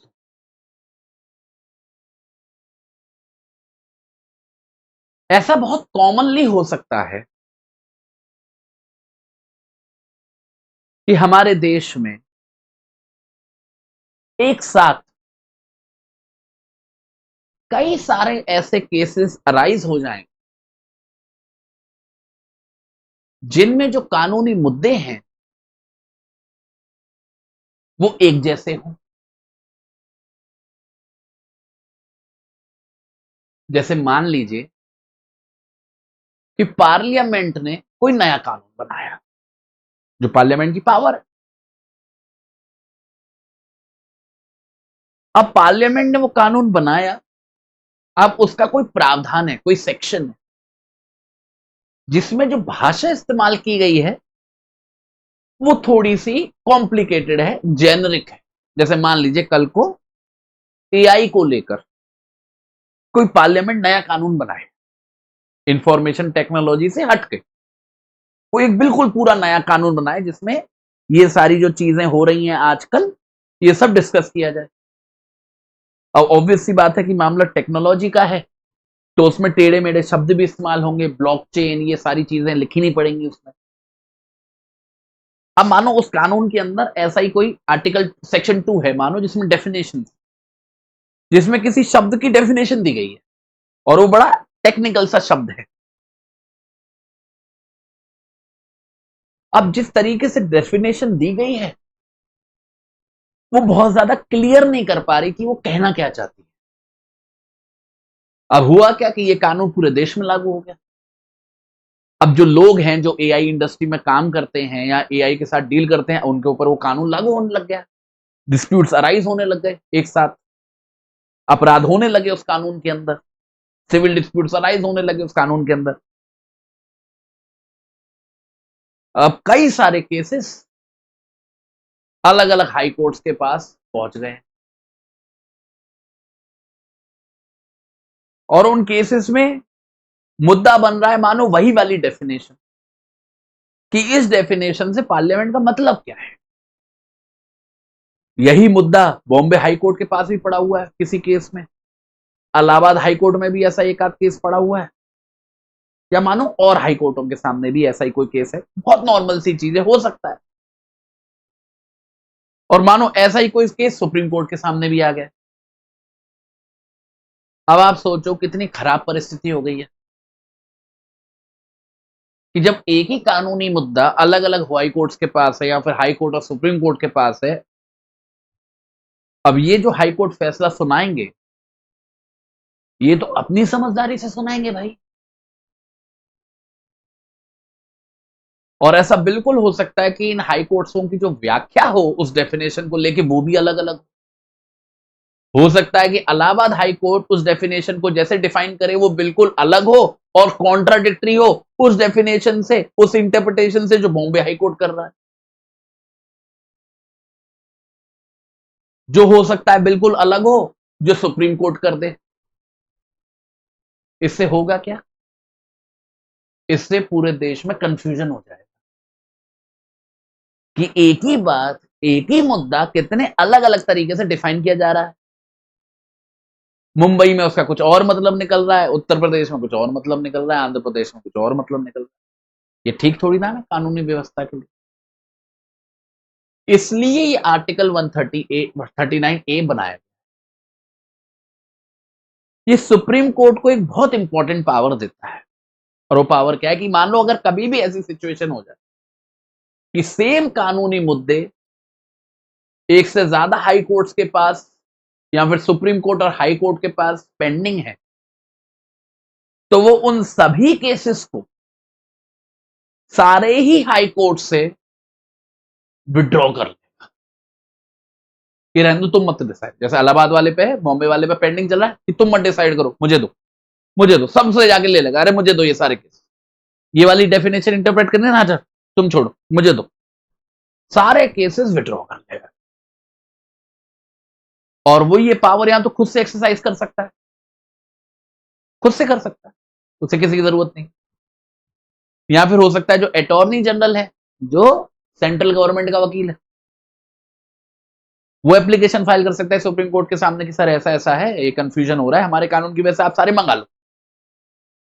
या फिर ऐसा हो सकता है कि इनमें से ही किसी केस की कोई पार्टी, मानो वो जो इलाहाबाद वाला केस था, उसकी पार्टी आ गई सुप्रीम कोर्ट के सामने, उसने कहा सर देखो यही मामला बॉम्बे में भी है, इलाहाबाद में भी है, बहुत कंफ्यूजन हो रहा है, आप ही डिसाइड करो। तो सुप्रीम कोर्ट खुद से भी, या फिर सुप्रीम कोर्ट अटॉर्नी जनरल के एप्लीकेशन पे, या फिर किसी पार्टी के एप्लीकेशन पे इस पावर को एक्सरसाइज कर सकते, और उन सारे केसेस को विड्रॉ करके खुद अपने ऊपर यह जिम्मेदारी ले सकता है कि भाई उस क्वेश्चन ऑफ लॉ को मैं डिसाइड करूंगा। मेरे डिसाइड करने का फायदा क्या है कि एक तो मैं सर्वोच्च न्यायालय हूं, और मेरा हर एक फैसला पूरे देश पे लागू होता है, और वो कानून होता है, हम पढ़ेंगे अभी आर्टिकल 142 में। तो कंफ्यूजन होगा ही नहीं, सबको वो मानना पड़ेगा, सारे हाई कोर्ट्स को, सभी लोगों को। अब एक बहुत लेजिटिमेट सा क्वेश्चन अराइज होता है कि ये तो समझ में आ गया कि जो सुप्रीम कोर्ट है अलग अलग हाई कोर्ट से उन सारे केसेस को विड्रॉ कर ले रहा है, पर भाई किसी केस में ऐसा थोड़ी ना कि केवल वही कानूनी मुद्दा होगा, उन केसेस में तो हो सकता है और भी मुद्दे हो सकता है ना कि किसी केस में 3 मुद्दे हों, 4 मुद्दे हों, 5 मुद्दे हों। ये क्वेश्चन ऑफ लॉ तो केवल एक था। तो क्या सुप्रीम कोर्ट हर एक केस की सुनवाई करेगा पूरी की पूरी, और हर एक का फैसला खुद सुनाएगा पूरा का पूरा? ऐसे तो सुप्रीम कोर्ट पागल हो जाए। मानो 4-5 हाई कोर्टों से उसने केस मंगा लिए, तो वो 4-5 केसों को बैठ के सुनेगा और फैसला सुनाएगा एक एक का, सारे सारे इश्यूज पे। फिर तो सुप्रीम कोर्ट खुद घबरा जाएगा कि भैया मेरे को ये पावर कभी एक्सरसाइज नहीं करनी है, मैं काय को सर दर्द लूंगा भैया सबका। इसलिए प्रोवाइजो बहुत इंपॉर्टेंट है। सुप्रीम कोर्ट केसेस को विड्रॉ करेगा, पर विड्रॉ करने का पर्पस केवल उस क्वेश्चन ऑफ लॉ को डिसाइड करना है जो मुद्दा है। सुप्रीम कोर्ट केवल उस क्वेश्चन ऑफ लॉ पर अपनी कार्रवाई चलाएगा और अपना फैसला सुनाएगा, और अपने उस फैसले को भेज देगा सभी हाई कोर्टों के पास, जहां से भी उसने केस मंगाए थे ना, वो केस की फाइल प्लस अपना फैसला भेज देगा कि बाकी के जो मुद्दे हैं वो तुम ही डिसाइड करो, मैंने तो ये क्वेश्चन ऑफ लॉ डिसाइड कर दिया बस। पर यहां एक बात बहुत इंपॉर्टेंट, भले ही बाकी के मुद्दे या पूरा का पूरा केस वही हाईकोर्ट डिसाइड करेंगे क्योंकि फाइल उन पे चली गई वापस, पर याद रखना बाकी के मुद्दे भी वो जो डिसाइड करेंगे या अल्टीमेट जो फैसला होगा हाई कोर्ट्स का, वो उसी इंटरप्रिटेशन के अनुसार होगा जो सुप्रीम कोर्ट ने अपनी जजमेंट के अंदर दी है, वो बाउंड है उससे। कोई भी हाई कोर्ट सुप्रीम कोर्ट के द्वारा की गई व्याख्या के खिलाफ नहीं जा सकता, उसको वो सारे अपने केसेस उसी व्याख्या के अनुसार भी डिटरमाइन करने होंगे। ठीक, अब आते हैं क्लॉज 2। द सुप्रीम कोर्ट में, if it deems expedient so to do for the ends of justice, transfer any case, appeal or other proceedings pending before any high court to any other high court। अब ये जो है, जैसे मैं आपको article 136 की कहानी बता रहा था ना कि सरदर्द है हाई कोर्ट के लिए भाई, दूसरा सरदर्द ये है सच में। आर्टिकल 136 के बाद सुप्रीम कोर्ट के लिए जो सरदर्द है ना, वो ये है आर्टिकल 139A का क्लॉज 2। ये बात करता है केसेस को ट्रांसफर करने की, और यहां पे ट्रांसफर का मतलब वो नहीं है जो हमने क्लॉज 1 में पढ़ा कि भैया सारे केसेस को अपने पास बुला लिया, उसे तो विड्रॉ करना कहते हैं। ट्रांसफर करने का मतलब है एक हाई कोर्ट से दूसरे हाई कोर्ट। तो मान लीजिए कि कोई भी केस इलाहाबाद हाई कोर्ट में चल रहा है, ठीक है, अब किसी भी कारण से सुप्रीम कोर्ट को यहां तो खुद से ऐसा लग सकता है, यहां हो सकता है कि उस केस की किसी पार्टी ने एप्लीकेशन फाइल की हो, आमतौर पर पार्टी एप्लीकेशन फाइल करती है, ऐसा लग सकता है सुप्रीम कोर्ट को कि किसी भी कारण से इलाहाबाद हाई कोर्ट में इस केस को नहीं चलना चाहिए। हो सकता है कि पॉलिटिकल इन्फ्लुएंसेस हो, मानो किसी नेता का ही केस चल रहा हो, जो नेता वहीं इलाहाबाद का रहने वाला हो, या उत्तर प्रदेश में बहुत पावरफुल हो, या कोई बॉलीवुड सेलिब्रिटी वगैरह हो, जैसे सुशांत सिंह राजपूत की जब डेथ हुई थी, तो ऐसी कोई मुद्दा है कि भैया उस लोकेशन पे केस चलने की वजह से उस प्रोसेस की जो ट्रांसपेरेंसी है या फिर जो लेजिट फैसला है उसको आने में उसमें बाधा आई। तो सुप्रीम कोर्ट के पास ये पावर है कि वो किसी भी केस को उठा के एक हाई कोर्ट से किसी दूसरे हाई कोर्ट पर भेज, चाहे वो मामला अपील का हो, चाहे वो ओरिजिनल जुडिक्शन हो या कोई रिट जुडिक्शन हो, फर्क नहीं। कोई सी भी कार्यवाही जो किसी भी हाई कोर्ट में हो उसको उठा के दूसरे कोर्ट भेजा जा सकता है। अब ये सरदर्द क्यों है? ये सरदर्द इसलिए है कि यहां पे क्या होता है कि मान लीजिए किसी भी पार्टी का केस चल रहा है किसी भी हाई कोर्ट, अब केस चलते चलते पता तो चल ही जाता है कि हम हारने वाले हैं, पता तो सभी को चल जाता है, आइडिया लग जाता है। तो हाई कोर्ट की मानो किसी भी कार्रवाई में पार्टी को लग गया कि भैया हम हारने वाले हैं, और ये जो जज साहब हैं, ये जो बेंच है, हमारे फेवर में फैसला नहीं सुनाने वाली, भगते वो सुप्रीम कोर्ट सीधा, पैसे उनके पास होते हैं अगर, सीधा सुप्रीम कोर्ट जाते हैं और सुप्रीम कोर्ट के सामने ट्रांसफर पिटीशन फाइल करते हैं कि सर ऐसा है कि ये टेढ़े मेढ़े हजार बहाने बना देते हैं। बहानों की तो कोई कमी है कि सर हमें नहीं लग रहा कि हमारे साथ जस्टिस हो पाएगा, तो प्लीज इसको दिल्ली हाईकोर्ट ट्रांसफर कर दो, या फिर बिहार ट्रांसफर कर दो, या फिर महाराष्ट्र ट्रांसफर कर दो। ट्रांसफर 10% भी नहीं करता, 10% तो मैंने बहुत ज्यादा बोल दिया, 2% भी नहीं करता सुप्रीम कोर्ट। बहुत ही एक्सट्रीम लेवल ऑफ सेटिस्फेक्शन चाहिए होता है जहां पे सुप्रीम कोर्ट को लगे कि हाँ सच में कुछ है ऐसा। पर है तो गए, हो तो गया ही ना सुप्रीम कोर्ट के लिए सरदर्द, फाइल तो आ गई ना काउंटर पे, उसे पढ़ना तो पड़ गया ना जज को। तो दूसरे नंबर पे जहां पे आप कॉस्ट इंपोज होती हुई देखोगे ना, खतरनाक खतरनाक कि आपकी रूह कांप जाए खड़े खड़े, वो ट्रांसफर मैटर्स। कि कभी भी मुंह उठा के ट्रांसफर पिटीशन फाइल नहीं कर देनी है कि क्लाइंट कह रहा है कि 50,000 रुपए दे दूंगा तो आप उछल के पहुंच गए। हो सकता है कि 50,000 के लालच में आप वहां पे पहुंचे हो और वहां पे 10 लाख की कॉस्ट लगवा के आओ, क्लाइंट तो भाग जाएगा, फिर कोर्ट आपको पकड़ेगा। होता है ऐसा, आए दिन होता है, सुप्रीम कोर्ट है वो। ठीक है, चलो ये हो गया आपका आर्टिकल 139। तो आज के डिस्कशन को हम लोग दोस्तों यहीं रोकते हैं। कल की जो हमारी क्लास होगी, कल हम लोग जुडिशरी का टॉपिक पक्का खत्म करेंगे। विल स्टार्ट विद आर्टिकल 140, है ना, 140, फिर 141 छोटा सा है, 142 में भी ज्यादा कुछ नहीं है, 143 इज ऑल्सो स्मॉल, 144 तो एक ही लाइन का है, 144 है ही नहीं, फिर आता है 145, फिर दो है 146 और 147। बस बहुत आसानी से हम लोग कल हमारा ये जो टॉपिक है इसको खत्म कर लेंगे। और जो परसों की क्लास हम लोगों की रहेगी उसमें हम लोग जो केसेस हैं हमारे प्रेसिडेंट के टॉपिक पर और काउंसिल ऑफ मिनिस्टर्स के टॉपिक पर, और जो हम लोगों ने प्रिविलेजेस पढ़ी थी उस टॉपिक पर, और मनी बिल के टॉपिक पर, और जुडिशरी के टॉपिक पर एक साथ परसों की क्लास में हम लोग कवर करेंगे। ठीक है, तो कल की भी क्लास और परसों की भी क्लास बिल्कुल मिस मत करना। अब आप सभी लोगों से मिलूंगा मैं कल, और कल हम अपने डिस्कशन को इसी तरीके से कंटिन्यू करेंगे। और बाय द टाइम कल की क्लास हो, अगर हो सके आज जो हम लोगों ने पढ़ा है उसको अच्छे से रिवाइज कर लेना। आर्टिकल 134 को, 134 ए को, 135, 136, 137, 138 और 138 ए। ठीक है, चलो फिर, thank you so much, tata bye bye, see you all, good night.